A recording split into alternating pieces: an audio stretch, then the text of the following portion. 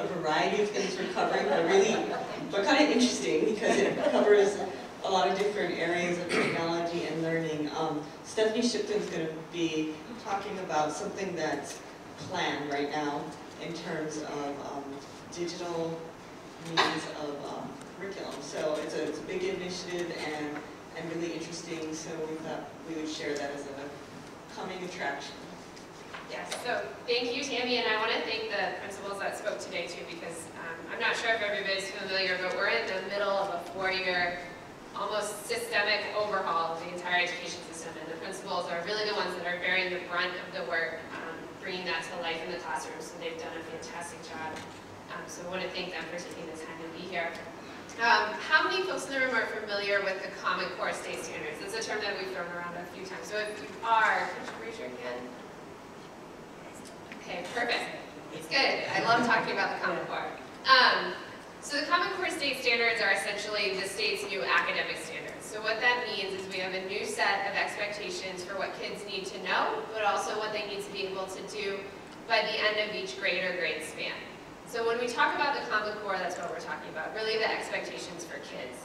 And in moving into this new world of higher expectations that are really tightly aligned with what colleges and universities and with what the workforce are looking for, we pretty quickly realized that textbooks, traditional textbooks, the format as well as the content are really not the right tools to help teachers give students access to these higher standards. So as a result, we've taken a look, we've hired a contractor to take a look at the materials that are out there and ask them specifically to look at materials that have a strong interactive digital component. I'm always amazed at what kids can do. I finally realized the other day that I'm too old, and I already have made that generational shift where there's things that kids do online, like write papers, that I just could never do. But there are some incredible packages out there that are much more engaging than reading a textbook.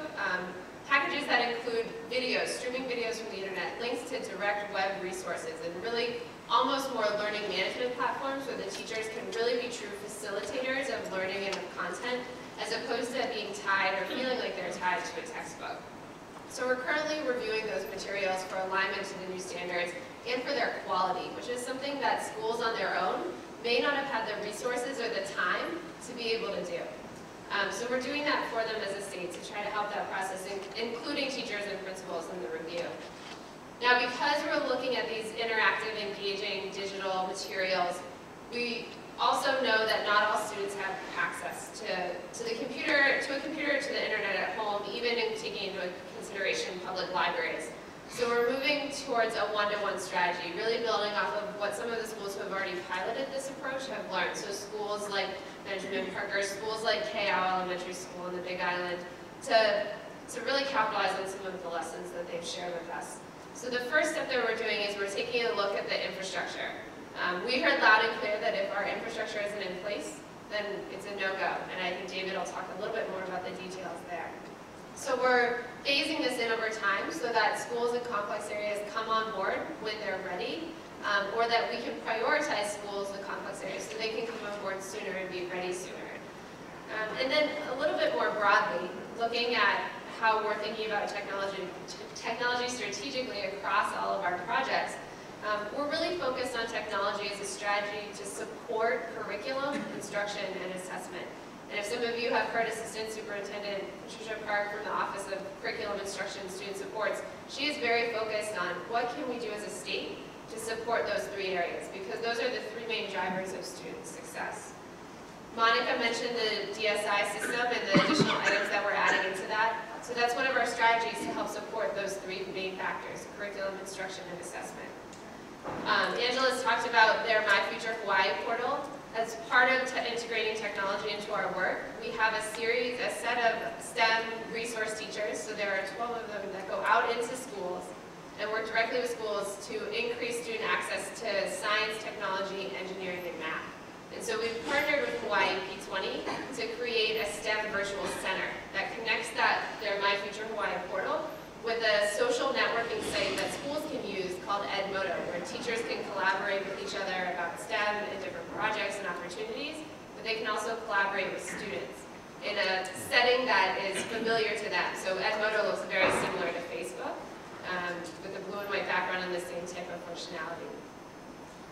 We are also looking at implementing the Common Core in a way that's a little bit more robust. So this past year, in order to provide every teacher in the state with professional development, which is something that no other state can claim, we, Specialists in OSIS, created online modules that principals administered with their teachers in a group setting to go through the content of the standards and the major shifts in instruction, and to provide evaluative feedback and connect to other resources that may be out there. And then finally, we're also using technology to drive student supports. So differentiating instruction is a term that was thrown out a little bit earlier. We've developed an early warning system that provides real-time student data on attendance, course grades, and behavior problems. And it allows teachers to not only pull those data and flag students that are at risk of falling behind, but also track and monitor the interventions that they're providing those students to see if they're having any effect on student performance or on getting students more engaged in the learning. So that's another tool that we've put in the hands of teachers to help them meet the goals of curriculum instruction and assessment. And then one final note on the one-to-one devices and how we're sort of tying this into everything. The DOE is rolling several new suites of assessments. So the first is a series of end-of-course exams. So think of those as final exams. We already have an online test that we administer at 3 times during the year that's designed to be the test that we submit to the federal government for accountability purposes. And that's also delivered online. So our one-to-one devices will not only help our schools operate more efficiently because they no longer have to schedule computer labs to try to filter hundreds of students through a 50-computer lab to take these tests, but each student will have a device that can be locked down to administer the assessment. And to administer it in a more robust way, because in 2014-2015 we will have a new state test that will be much more engaging, that will require students. I was playing with some of the sample items, and in an Are You Smarter Than a Fifth Grader moment realized I couldn't solve some of the math problems. But require them to really engage with it, even to the point of having to drop different items into buckets and counting and estimation and all of those different skill sets and processes in math. So it demands a much stronger technology infrastructure, and we are working to meet those demands in a variety of ways. Okay, so you've heard everybody speak, and the one thing that is certain is that the face of education and the form of education is changing, and it's changing very quickly. Sunny and the keynote speaker for lunch referred to government 2.0. We're in the midst of education 2.0. Many have talked about online learning. In universities, between 50 and 80% of students will be taking an online course, the course of their college education in the next few years. On the K-12 side, we expect that upwards of 50% of our students over the next 5 years, in the next 5 years, will be taking at least one course online in the course of their education. While a lot of our content is now driven online, and our testing is online, everything now depends on the infrastructure that's in place. And our demands for that are growing exponentially. If you look at your salary, it doesn't grow exponentially. If you look at your resource consumption, it doesn't typically grow exponentially. Our internet consumption is growing exponentially. It is doubling every single year. When I started 3 years ago, we were at 500 megabits, which is approximately 100 times to 200 times your connection at home if you have a very fast, high-speed broadband connection. We've since doubled it to 1 gigabit, which is twice that. And we've doubled it again this past year to 2 gigabits. And we are on the verge of not going to 4 gigabits, which is double, probably having to go to 5 or 10 in the very near future. It is a big challenge for us. And so how are we trying to deal with it? One of the major projects that we are undertaking is to basically rebuild our statewide network. Over the next several years, we are going to be basically pulling fiber optic networks to every single one of our schools in the state. That's part of the BTOP project, which is the second bullet at the bottom. BTOP project is a federally funded project. It's actually managed by University of Hawaii, but we by far have the most sites on this. At the completion of this project, we will have more fiber in the state and reach more places with more bandwidth than most telecommunications providers. And we will essentially be our own telecommunications provider that has a statewide presence. It's over 260 points of presence, including schools, offices, and other locations. Each of those pieces of network will have 1 gigabit of traffic. And it's about 30% built out. The challenge, though, is that the part that's been built out, we are already saturated pieces of it. And so there are big challenges that we face in terms of growth, and we're dealing with those over time. But we've also had to take all these requirements and to take a much bigger role in terms of getting involved in the design process, figuring out readiness across the different schools. So as, for example, we've been talking about this Common Core digital materials curriculum and how we need to now assess readiness. Wade talked about if your infrastructure is ready, if it's not ready, don't do it. And so we've been actually doing bandwidth studies across all our schools in the state to determine which schools are ready, and not just which schools, because technology adoption is really should not just be done one grade at a time. You need to do it in a sort of a continuum, because in many classes, students of multiple grades are in a single class, and if one grade doesn't have the technology, then the teacher doesn't have that technology in the class. And so you really need to deploy on a school-wide basis. Ideally, we need to deploy on a K-12 continuum type of a basis. And so that's how we're looking at this. We're trying to figure out who's ready. And there are 3 different aspects. There is the network readiness. There is the infrastructure readiness, like the power and furniture. And probably the most important of that is staff readiness. And so in IT, we're working primarily on technology readiness. And we're also working with the other offices and departments in school to determine from the readiness on an infrastructure and staffing basis. So how do we support this? This will be one of the largest deployments we've ever undertaken.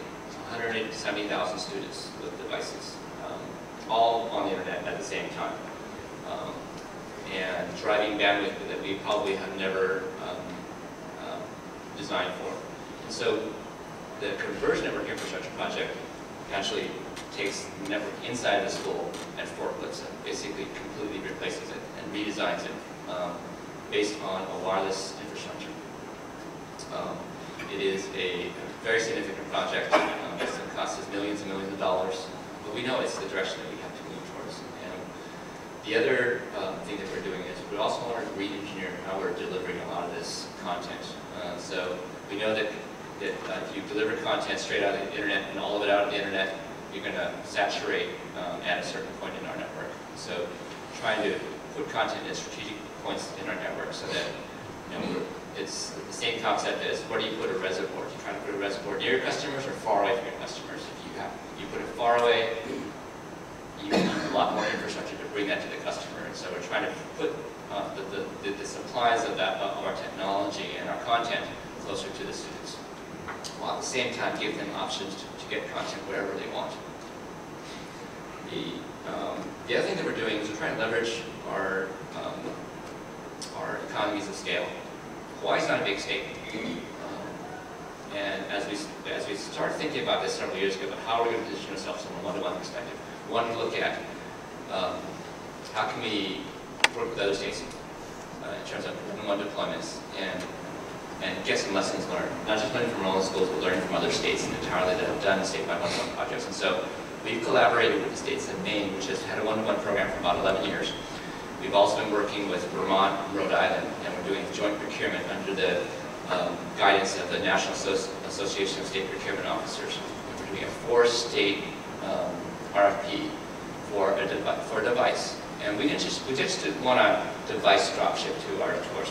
We wanted a solution that provides professional development, provides maintenance, provides service levels, provides all the necessary infrastructure that we need to be able to support those types of devices without us having to do and build that infrastructure ourselves in order to be able to support it. So that's one thing that we hope to have ready by the time that we start deploying these devices next year, funding permitting,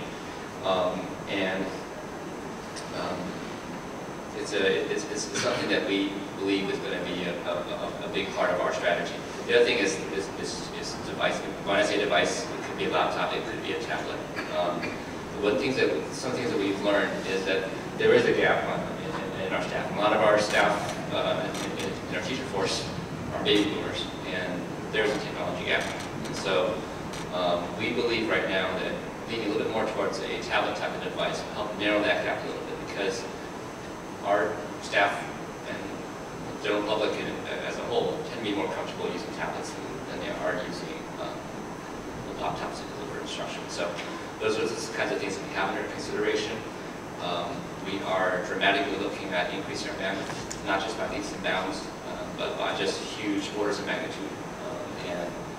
That's going to cost us some funds, but we know that this is the challenge that we face, and it's something that we have to do. Finally, we know that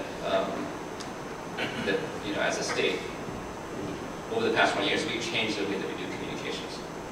We can no longer communicate face-to-face. We no longer do it in person and through other types of media. A lot of the communication is done on the web.